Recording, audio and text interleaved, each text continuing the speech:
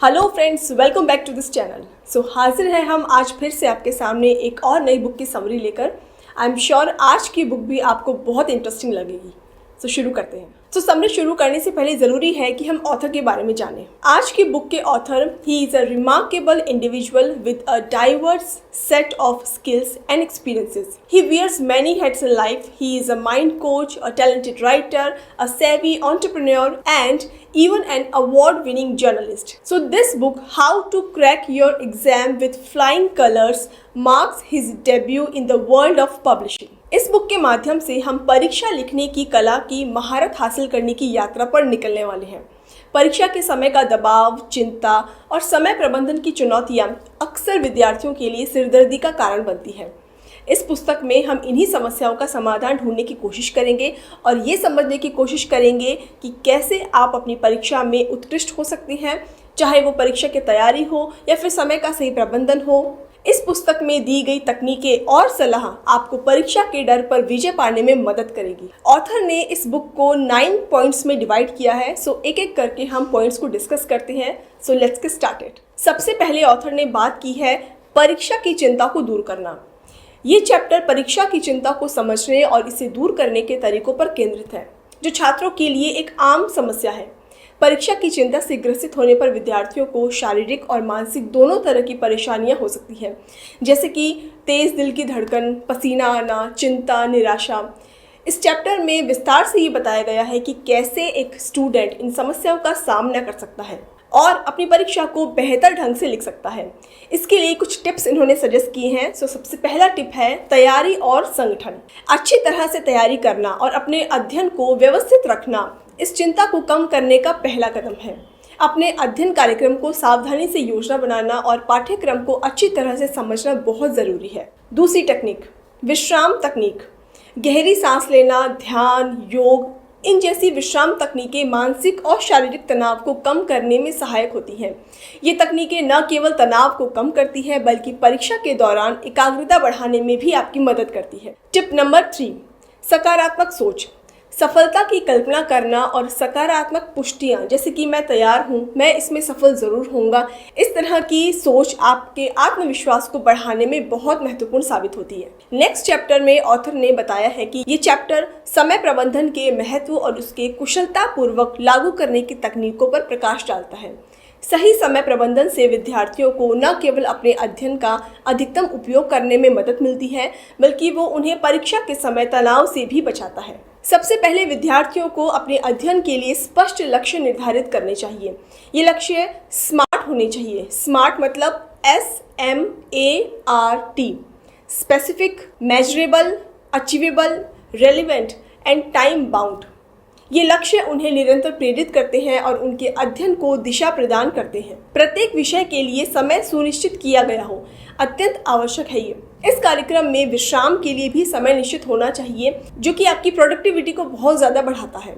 कार्यों को प्राथमिकता देना, महत्वपूर्ण और आवश्यक कार्यों को पहचानना और उन्हें प्राथमिकता देना बहुत ज़रूरी है। इससे विद्यार्थी सीमित समय में सबसे महत्वपूर्ण कार्यों पर ध्यान केंद्रित करना शुरू कर देता है। अगली टिप है व्याकुलताओं का प्रबंधन। अध्ययन के समय में व्याकुलताओं को कम करना बहुत ज़रूरी है। ये सोशल मीडिया, मोबाइल फोन और अन्य इलेक्ट्रॉनिक उपकरण के उपयोग को सीमित करके किया जा सकता है। समय प्रबंधन की कला में महारत हासिल करने से विद्यार्थियों को न केवल उनकी पढ़ाई में बल्कि उनके व्यक्तिगत और पेशेवर जीवन में भी मदद मिलती है। अगला पॉइंट है एकाग्रता बढ़ाने और स्मृति शक्ति को मजबूत करना। ये चैप्टर एकाग्रता बढ़ाने और याददाश्त को सुधारने के तरीकों पर केंद्रित है, जो कि परीक्षा की तैयारी के लिए बहुत जरूरी है। अच्छी एकाग्रता और मजबूत स्मृति विद्यार्थियों को पढ़ाई में बेहतर प्रदर्शन करने में सहायता करती है। अब ऑथर ने इसके साथ साथ में किस तरह से आप अपनी एकाग्रता को बढ़ा सकते हैं, इसकी तकनीकें भी शेयर की हैं। सबसे पहली तकनीक है व्याकुलता से बचाव।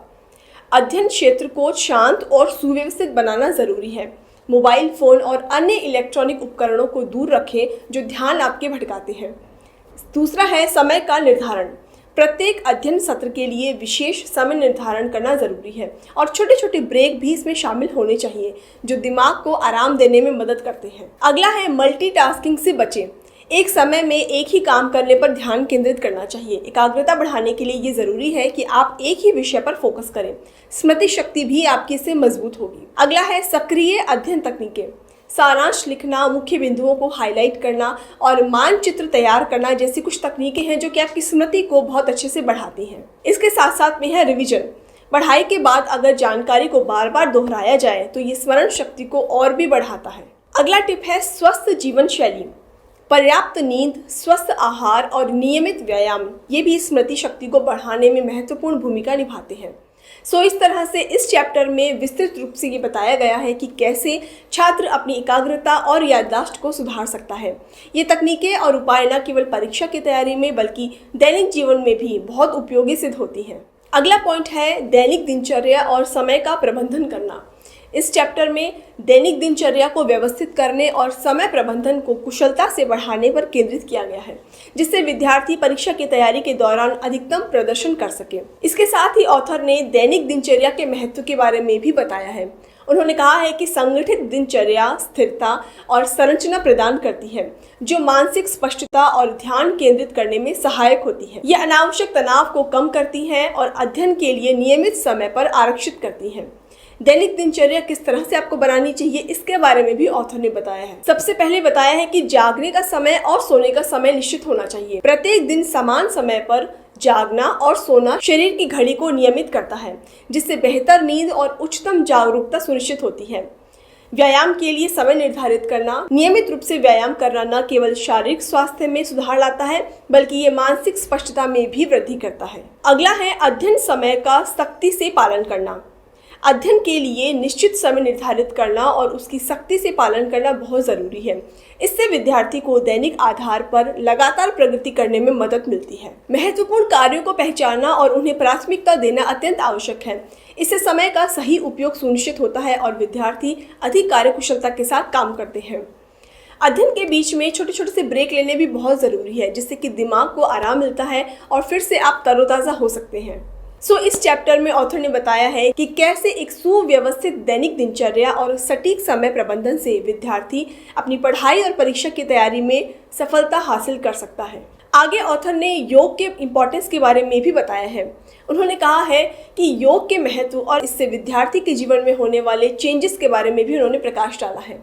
योग न केवल शारीरिक स्वास्थ्य के लिए लाभकारी है बल्कि ये मानसिक तनाव को भी कम करने में और हमारी एकाग्रता को बढ़ाने में सहायक होता है। योग प्राचीन भारतीय अभ्यास है जो समग्र स्वास्थ्य और कल्याण को बढ़ावा देता है। ये शरीर और मन के बीच संतुलन स्थापित करने में मदद करता है, जिससे व्यक्ति अधिक संयमित और शांत बन सकता है। ऑथर ने इस चैप्टर में योग के लाभ भी सजेस्ट किए हैं, जिसमें सबसे पहला है तनाव में कमी।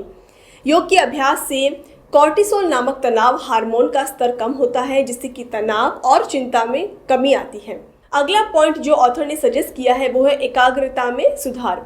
योग के द्वारा विभिन्न आसन और ध्यान तकनीकें मस्तिष्क की एकाग्रता को बढ़ाने में मदद करती है, जिससे कि अध्ययन में उत्पादकता बढ़ती है, मतलब अध्ययन में प्रोडक्टिविटी भी आपकी बढ़ती है। तीसरा पॉइंट ऑथर ने बताया है शारीरिक लचीलापन और स्वास्थ्य। योग के द्वारा आपके शारीरिक लचीलापन बढ़ाने के साथ साथ मुद्रा में सुधार और शारीरिक दर्द को कम करने में भी सहायक होता है। अब योग अभ्यास के तरीके क्या हो सकते हैं?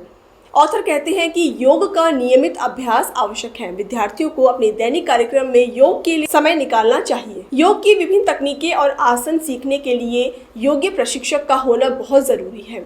इसके साथ में समूह में योग अभ्यास करने से विद्यार्थियों में आपसी सहयोग और प्रेरणा भी बढ़ती है। आगे ऑथर बताते हैं कि परीक्षा प्रदर्शन को बढ़ाने के लिए प्रभावी तकनीकें क्या हो सकती हैं। इस चैप्टर में स्टूडेंट्स के लिए परीक्षा में उत्कृष्ट प्रदर्शन के लिए विभिन्न प्रभावी अध्ययन तकनीकों पर केंद्रित किया गया है। इन तकनीकों का उपयोग करके विद्यार्थी अपने स्मरण शक्ति और समझ को बढ़ा सकता है। इन विभिन्न टेक्निक्स में विद्यार्थियों को अध्ययन सामग्री के साथ सक्रिय रूप से जुड़ने की सलाह दी है।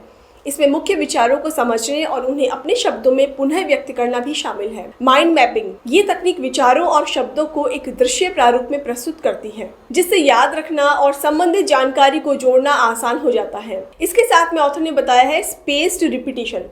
इस तकनीक में अध्ययन सामग्री को बार बार विभिन्न अंतरालों पर दोहराया जाता है, जिससे स्मरण शक्ति में वृद्धि होती है।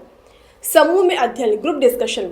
इस टेक्निक में विद्यार्थियों को समूह में अध्ययन करने के लाभों के बारे में भी बताया गया है, जिससे विचारों का आदान प्रदान और विषय पर गहन चर्चा संभव होती है। स्वमूल्यांकन की टेक्निक।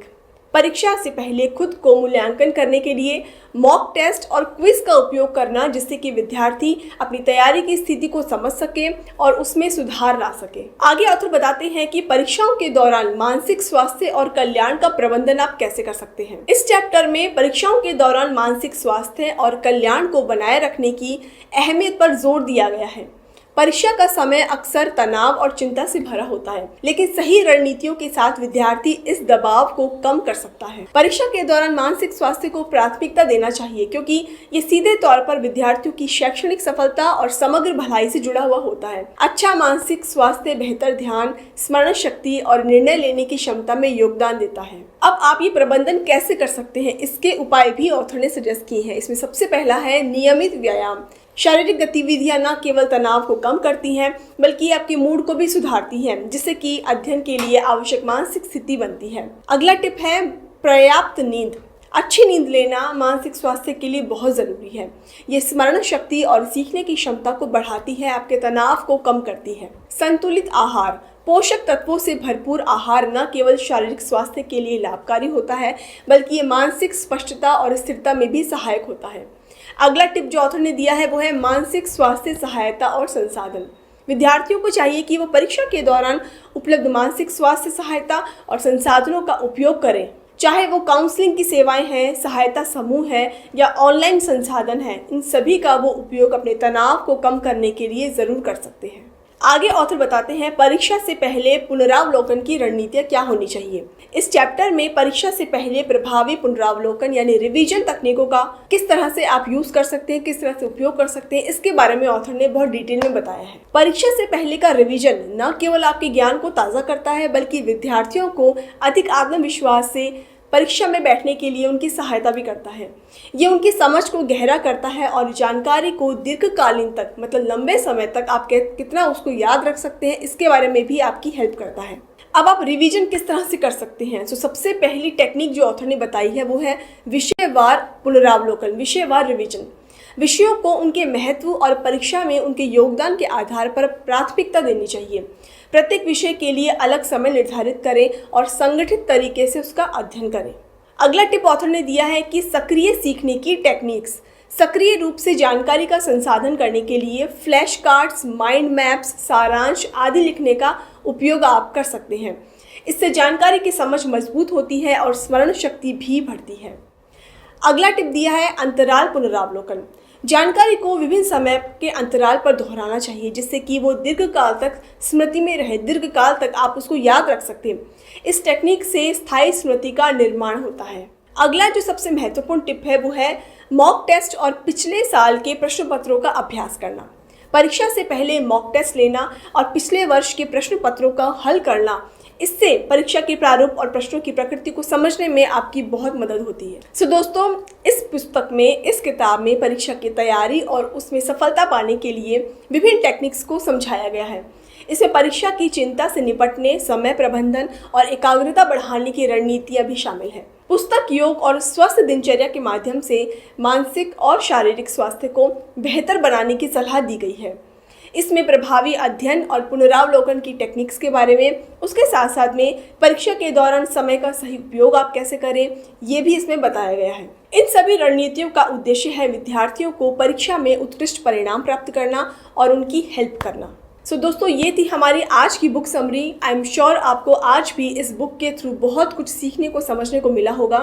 अगर आप इस बुक को परचेज़ करना चाहते हैं तो इस बुक को परचेज़ करने का लिंक हम कमेंट सेक्शन में शेयर कर रहे हैं। आप वहां जाकर के इस बुक को खरीद सकते हैं और इस बुक की फिजिकल कॉपी आप पढ़ सकते हैं। डिटेल में हर एक पॉइंट को समझ सकते हैं। परीक्षा के दौरान, परीक्षा से पहले और परीक्षा के बाद में किस तरह से एक विद्यार्थी को अपना माइंडसेट डेवलप करना चाहिए, माइंड मेकअप करना चाहिए, इन सब के बारे में अलग अलग टेक्निक्स के थ्रू ऑथर ने बहुत डिटेल में चर्चा की है।